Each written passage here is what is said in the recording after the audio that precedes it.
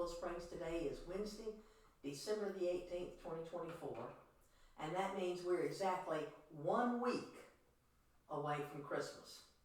Because Christmas this year is going to fall on a Wednesday, and New Year's Day also falls exactly 1 week after Christmas, so New Year's will be on a Wednesday as well. We won't be having the podcast Bible studies for the next 2 Wednesdays. We'll do the Sunday ones, but not the Wednesday ones.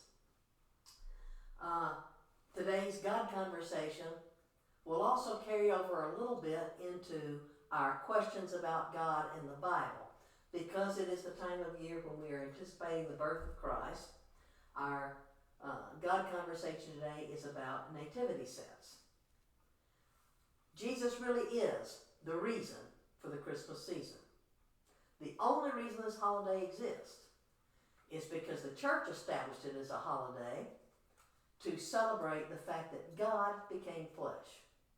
And over the centuries, the holiday has included a lot of other things that have crept in that are totally secular. If you were to try to look up Christmas traditions on the internet, you'll find all kinds of things, some of them very good and some of them, frankly, way out there wrong, about why the holiday is celebrated on December 25th and what really happened. In fact, you'll find some people arguing about whether or not these events really happened or not. In this particular nativity set that we have here in the classroom, we have a limited amount of space. Part of it is that we have students who normally sit, particularly on Sundays, in this horseshoe-shaped classroom, and nobody likes to be on camera.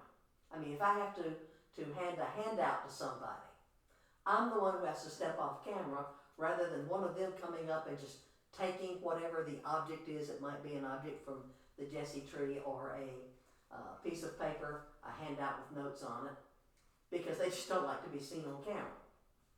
So we have a limited amount of space to put up this nativity set. This is one of 3 nativity sets that are here in our church. We have one in this classroom, we have one out in the fellowship hall, and of course one in the sanctuary at the altar. And this particular nativity set includes wise men. We have 3 wise men here, and because of space considerations, I have to put them on the table right here with the rest of the nativity set that includes Joseph and Mary and the Christ child and some of the shepherds and the animals. But the wise men weren't at the manger. When we read in the Gospel of Matthew that sometime after Jesus was born, that wise men from the east came, they went to Jerusalem looking for a king of the Jews because they had seen something in the skies that led them to believe that the king of the Jews had been born, and they had traveled from the area around Babylon all the way to Jerusalem, where they expected to find a Jewish king, because they wanted to worship the Jewish king. And Herod and all of the religious leaders were in shock. Whatever it was in the nighttime sky, everybody could see, just like you and I, no matter where we live, because people who are watching this podcast aren't just in the local area of Enterprise, Alabama. There are people watching from other states. There are people watching from other countries. But when we go out and we look at the nighttime sky, we see the moon. We see certain stars that appear, certain constellations at certain times of the year. You know, we can see the Big Dipper, and we can see Orion and some of the other constellations. No, they all saw the same sky. But only the wise men were able to put it all together to realize what it was they were seeing and what it meant. But when they arrived in Jerusalem, Herod and the religious leaders and all of Herod's court were in shock. Herod has to have the records checked to see, where is this king supposed to be born? And the scriptures gave him the answer, because the prophet Micah had foretold that the Messiah, this king of the Jews, was going to be born in Bethlehem. Well, Bethlehem's 5 miles from Jerusalem, and you can see Bethlehem from Jerusalem. And Herod secretly tells these magi, go and make a careful search for this child so that I can go and worship him. Herod is lying through his teeth. He intends to kill this new king that's been born as soon as he finds out who he is and where he is. The wise men will go on their journey, and Matthew will tell us that they're following that star that they saw in the sky until it stopped over the place where the child was. And the word that it uses for child is a word that means toddler. So the wise men weren't at the birth of Christ. He's at least a toddler. He's going to be somewhere between 13 to 24, 36 months of age by the time the wise men show up. So some people will have the wise men far away from the manger scene, and some families will decide to make it a point to move the wise men a little bit closer each day until they get to Christmas. The people who are doing the elf on the shelf, this little mythological creature that they keep moving around the house, Christian parents, you could do that with the wise men. You could start the wise men far off and have them just getting a little bit closer each day. But the focus of any nativity scene is right here in the center. The Christ child who was born. God taking on flesh. Joseph and Mary go to Bethlehem because they've been ordered to travel there for the census. But it was also God's will because it was foretold by Micah a good 500 years before that the Messiah was going to be born in the city of David, which is Bethlehem. So even if Herod hadn't given, or even if Caesar hadn't given an order, Herod, you go and do a census of all the people, Joseph and Mary would have needed to go to Bethlehem because Mary needs to give birth to Jesus right there in Bethlehem. But God provided a way, a nice cover. The government ordered them to go and participate in this census, to be enrolled for taxes. And when they get there, because a lot of other people are there too, there's no room for them at the inn. So they find a place where animals are being housed, where there's a little bit of shelter. And that's where Mary gives birth to the Lamb of God who will take away the sins of the world, with animals as a witness. Joseph and Mary are there in Bethlehem. Mary gives birth to the Christ child. And there's no room in any of the homes for Jesus to be born. That can be turned into a teaching time at your family as you're putting out your own personal nativity set. Is there room in your home for the Christ child? If you don't have a nativity set up, the question would be, why not?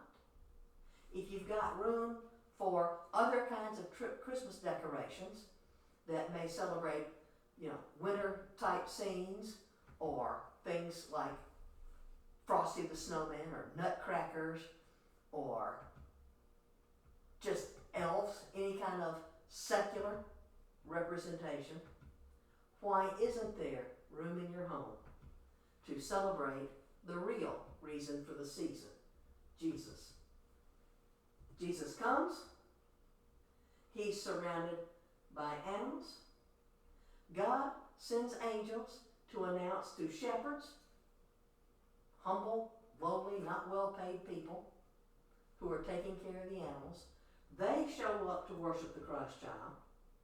And sometime later, these wise men who have seen the sign in the skies and know how to interpret what it means, they show up to worship Jesus too.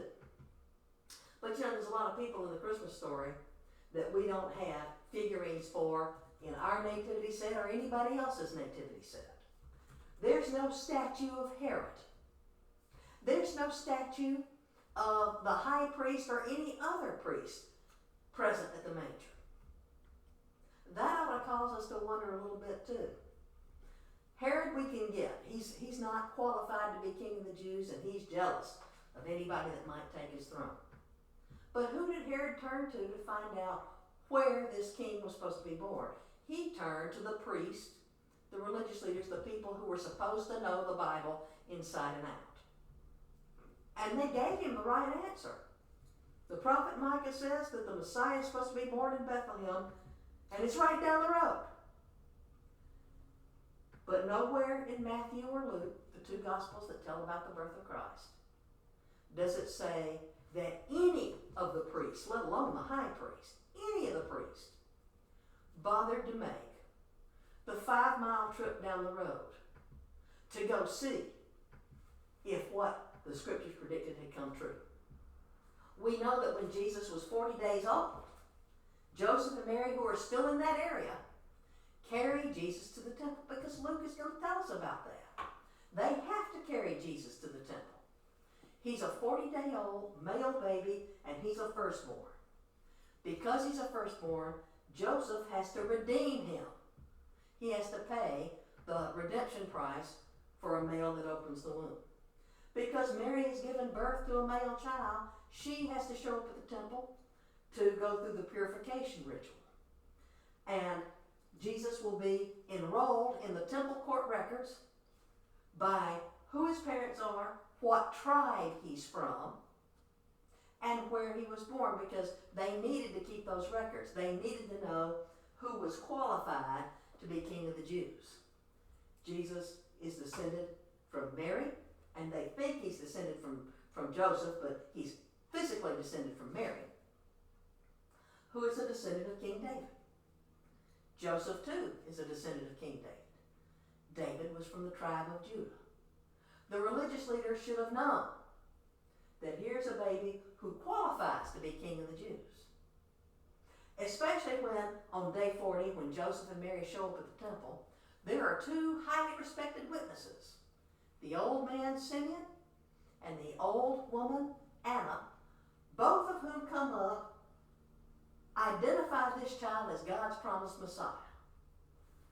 They would have heard this information. But there's no nativity statute that includes even one member of the priesthood coming to see if God's promise had been fulfilled. What that tells us is that the priesthood of the day weren't being careful of the things of God. That's a lesson for you and me as Christians. Are we being careful of the things of God? Are we making sure that in our homes, Jesus is celebrated as not only the major reason for the season, but as the sole reason for the season? Have we made room in our homes for Jesus?